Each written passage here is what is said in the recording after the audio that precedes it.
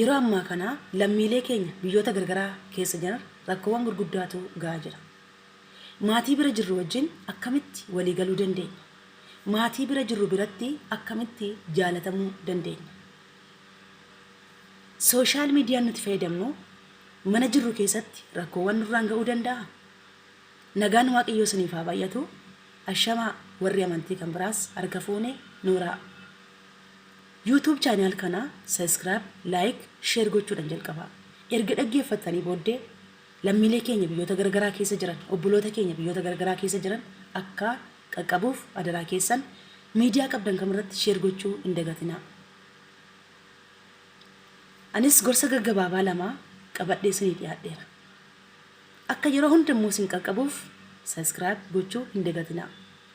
Isin gorsuufanis waan beekurraa dhugaadhaan qabatamaa kan ta'e irraa jedhaniif otoo hin taane wanta beekurraa wanta naagalerraa dhugaa irratti hundaa'ee anis gorsa gaggabaabaa isiniif qooduudhaaf share isiniif gochuuf dhiyaadheera.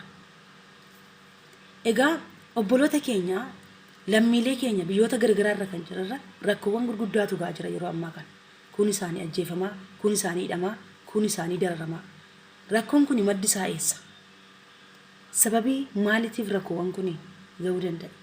Rakkoowwan kanaaf immoo furmaanni maali? Rakkoowwan kana immoo akkamittiin hambisuu dandeenya kan jedhuuf gorsoota lama gaggabaabaa isin wajjin isiniif qooduudhaaf dhufeera. Isinis gorsa kanatti fayyadamaa, hojiirra oolchaa, bu'aan isaa immoo kan keessan. Maatii bira jirru wajjin walii galuu dadhabuurraa kan ka'e rakkoowwan baay'een jireenya keenya mudata. Buloonni keenya baay'een isaanii ajjeefamaa, baay'een isaanii immoo hidhamaa, baay'een isaanii immoo dararamaa, baay'een isaanii immoo mana jiran keessatti sodaachaa, birrachaa, nan du'a moo nan jiraadhaa, dhuguman biyya kana keessaa nagaan galaa kan jedhanii jireenya isaaniitiif sodaachaa jiran danuudha lakkoofsan qaban. Isa kana hambisuuf maal gochuutu nurra jira? Tokkoffaa maatii bira jirru wajjin walii galuun murteessaadha. Rakkoowwan jireenya keenya irra ga'an ofirraa ittisuudhaaf maatii bira jirru wajjin walii galuu. Lammaffaa irratti isaan biratti jaalatamu. Akkamittiin maatii bira jirru wajjin walii galuu dandeenya? Akkamittiin maatii bira jirru biratti jaalatamuu dandeenya? Isaan wajjin akkamittiin tokkummaa cimaa uumuu dandeenya? Jaalala dhugaa uumuu akkamittiin dandeenya? Karaa isaan isinitti hima. Gurra keessanas qabaa dhaggeeffadhaa. Maatii bira jirru wajjin walii galuu kan dandeenyu tokko waan isaan nu ajajan, waan isaan godhaa nuun jedhan yoo goone qofaadha. Yoo abboomamne hojjanne waan isaan hojjetan, waan isaan godhaa nuun jedhan, waan isaan hojjedhaa nuun jedhan yoo hojjanne dhugumaan maatii bira jirru wajjin tokkoffaa maatii bira jirru wajjin walii galuu dandeenya. Lammaffaa irratti jaalatamummaa guddaa qabaachuu kan dandeenyu waan isaan hin jaalanne, waan isaan hin jaalanne yoo nuti dhiisnedha, yoo nuti gochuu dhiisnedha.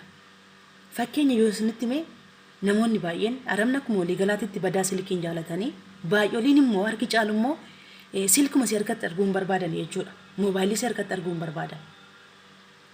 Isa akkasiisan silkii kee dhiiste yeroo kilaasii kee galte qofa fayyadamuutu sirra jira. Silkii kee kilaasitti dhiiste yeroo kilaasii kee galte, yeroo man'itaa kee galte qofa fayyadamuutu sirra jira. Kana duwwaa miti.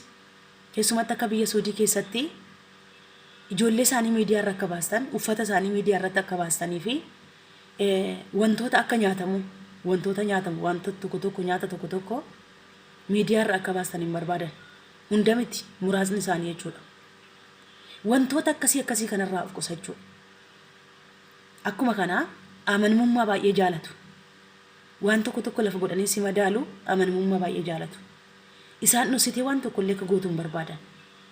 Yeroo ammaa kana keessumattuu rakkoo guddaa kan uume isaan jarri Araboonni miidiyaa irraa gadi hin bu'an. Obboloonni keenya immoo wantoota isaan hin jaalanne poostii godhan. Uffata isaanii kaawwattanii suuraan ka'inaa. Meeshaa mana isaanii keessa poostiin godhinaa. Ijoollee isaanii poostiin godhinaa. Uffata isaanii poostiin godhinaa. Isaan miidiyaa irra oolanii jalaan baatan. Isin waan isaan isin agarsiisu isaan garuu isin argu jechuudha. Kanaaf namoonni tokko tokko kan garaa dhiifamaallee namaaf hin qabaanne tarkaanfii du'aa kan namarratti fudhatan jiru jechuudha. Kun isaanii kan isinidha. Kun isaanii immoo otoo isin hin beekin gara biyyaa kan isin dabarsan. Isin kaayyoo manaa baataniif galmaan gaachuudhaaf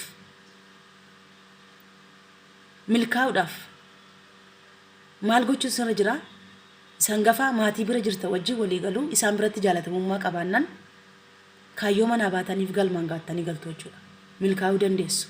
Mana jirtan keessatti sodaa tokko malee birraa tokko malee jiraachuudhaaf maatii bira jirtaniif tole jedha abboomamaa. Waan isaan godhaa isiniin jedha. Madaamiin keessan waan godhaa isiniin jette atamtamaan godhaa. Waan ishiin hojjedhu isiniin jette hojjedhaa. Waan maatiin bira jirtan hin jaalanne immoo irraa fagaadhaa irraa baqadhaa. Akkuma kana karaa miidiyaa garaagaraan sooshaal miidiyaan rakkoo uumaa jira yoo jenne amma rakkoo guddaa uumaa kan jiru sooshaal miidiyaadha. Waan isaan hojjedhaa isiniin jettan dhiistanii hojii dhiistanii miidiyaa garagaraa ilaaluun kun immoo rakkoo guddaadha. Isaan kan isin fidataniif akka isin tole jettanii abboomamtaniif dhugaa dubbachuuf taanan isin tole jettanii abboomamnaan tole jettanii hojjannaan kaayyoo manaa baatanii beettanii hojjannaan waan isaan hin jaalanne dhiisnan waan isaan hin jaalanne irraa fagaannan sababiin isaan isin dararaniif sababii isaan isin miidhaniif tokko isaayyuu hin jiru. Yoo isin tole jettanii abboomamtanii hojjettan yoo isin waan isaan hin jaalanne irraa fagaattanii akka ijoollee isaaniitti isin jaalatu. Jaalala guddaa tokkummaa guddaa waliigaltee guddaa qabaachuu dandeessu jechuudha. An ofii koo irratti namoota baay'ee irratti sarratanyaa danuu irratti argee jira jechuudha. Warra manaa ba'anii tole jedhanii waan isaan barbaadan hundumaa hojjetanii waan isaan hin jaallanne irraa immoo fagaatanii jaalatamummaa guddaa isaan madaamii isaanii biratti ijoollee ishee biratti firoota ishee biratti jaalatamummaa guddaa namoonni argatan namoota danuudha jechuudha. Kanaaf isinis obboloonni keenya sooshaal miidiyaa hamma hojii keessan fixanitti fayyadaminaa. Waan isin hin gargaarre waan isin gargaaruu hin dandeenye irratti yeroo keessan hin gubinaa. Akka wantoota tokko tokko immoo hin daganneef sa'aatii hirriba keessanii kabajaa. Namoonni baay'een sa'aatii hirriba isaanii silkii irra buluu rafanii guyyaa gaafachuu ilkaan immoo gaafa kaan immoo tuyyuu waan tokko tokko madaamin hojjedhu gaafatte hin jette hin dagatu jechuudha. Hirriba dhabuun dhukkubbii sammuu lammaffaa immoo akka nuti waan tokko tokko yaadachuu hin dandeenye nu saaxila jechuudha. Kanaaf sa'aatii hirriba keessanii kabajaa rafaa yeroo ol kaatanitti immoo waaqa keessan kadhadhaati gara hojii keessanitti adeemaa. Hojii keessan erga xumurtanii booddee sa'aatii boqonnaa keessanii silkii fayyadamaa. Sa'aatii silkii keessanii sa'aatii boqonnaa keessanii silkii fayyadamtan taanan sa'aatii hojii dhaabbattanii silkii fayyadamtu taanan ammas immoo balaa qaba jireenya keessanitti dhiibbaa uumuu danda'a.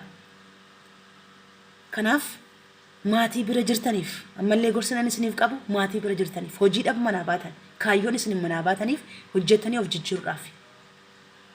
Hojjettanii of jijjiiruudhaaf immoo maatii bira jirtaniif ajajamuu waan isaan hin jaalanne irraa fagaachuun immoo karaa milkaa'ina keessaniiti. Sinaa eebbisuu gorsoota kana fakkaatan argachuuf ammallee subscribe, like godhaa. Obboloota keessan akka qaqqabaniif immoo namoonni isinitti tole gorsi kuni share godhaa qaqqabsiisaa. Guyyaa gaarii isiniif haa ta'u.